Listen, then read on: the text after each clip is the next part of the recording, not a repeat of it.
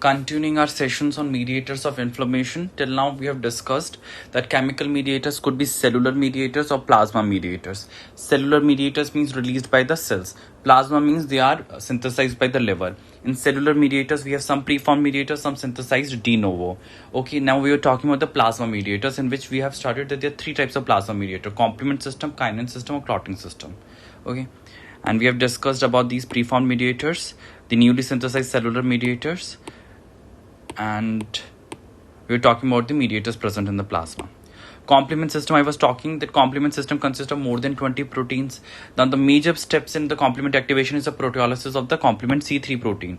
Now this can occur via any of the three mechanisms: classical pathway, alternate pathway, or lectin pathway. I have discussed in my previous class that alternate pathway is activated by the microbial product itself, the lipopolysaccharide on the microbes. The classical pathway is activated by the antigen antibody complex. Then the C1 is coated on the antigen antibody complex. Lectin pathway, how does they activate? The mannose binding lectin, it binds to the microbial surface, and then it causes the proteolysis of the C3 into C3A and C3B. Okay, so this is what we have discussed. There are three pathways of activation. Classical pathway triggered by the fixation of C1 to the antibodies that have combined with the antigen. Okay, the antigen antibody complex and C1 will bind over it. Alternate pathway, how does it get triggered? Triggered by the microbial surface molecule itself, endotoxin or lipopolysaccharide, in the absence of antibodies. Lectin pathway, the mannose binding lectin, it binds to the carbohydrate on the microbes, and then they activate C1. Okay, and it causes proteolysis of C3. Now, complement has three main functions: either inflammation, opsonization, and phagocytosis, or cell lysis. If we talk about inflammation, there are some anaphylotoxins like C3A, C4A, C5A. These are anaphylotoxins. Then they also stimulate the histamine release from mast cell, causing inflammation. There are few which are acting chemotactic also, like C5A. Now, they also are involved in opsonization and phagocytosis. The C3b and its cleaved product IC3b, they both act as opsonins. Then cell lysis. They causes the deposition of membrane-atic complex on the cells. Now, they make them permeable to these water and ions. They causes pores formation. Then they become permeable to the water and ions. The water and ions, the exocytosis, and then lead to the cell lysis and cell death. So this is, here is shown C3b when it binds to this microbial surface.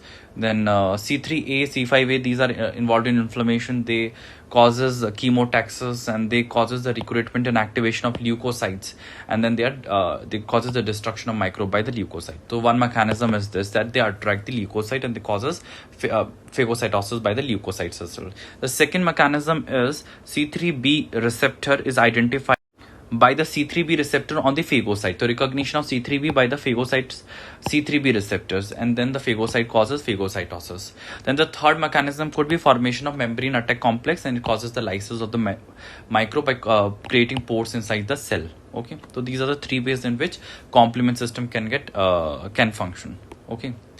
Now the second plasma mediators is coagulation system, and also the third one is the Kinnin system. We can study both of them through this diagram itself. The factor 12, which is the Hedgeman factor, it converts into the active form 12A in presence of collagen or basement membrane or activated platelets. Okay, the cofactor here is high molecular weight kininogen. Now this factor 12A have one action is it causes clotting factor cascade, then thrombin formation, and the thrombin will convert fibrinogen into fibrin. Okay, so this is the clotting cascade. Then the other side of the reaction is it converts pre-kallikrein into kallikrein. Now this kallikrein has a lot of actions, like it converts high molecular weight kininogen into bradykinin 1. It converts plasminogen into plasmin, and this plasmin is involved in fibrinolytic system. So it will convert fibrin into fibrin degraded product. So one thing. Also plasmin activates C3 into C3A and C5 into and this kallikrein directly activates C5. It cleaves C5 into C5A. So it also leads to complement system. So Kinnin system has three actions we can see over here. One is plasminogen into plasmin leading to fibrinolysis. Okay, by converting fibrin into FDP, fibrin degraded product. Two is the complement cascade via plasmin and also directly by the kallikrein itself. And the third is high molecular weight into converted kininogen converted into bradykinin. So factor 12A has a role in Kinnin system and also in the clotting factor system. So this is all about the mediators of the inflammation. Thank you so much.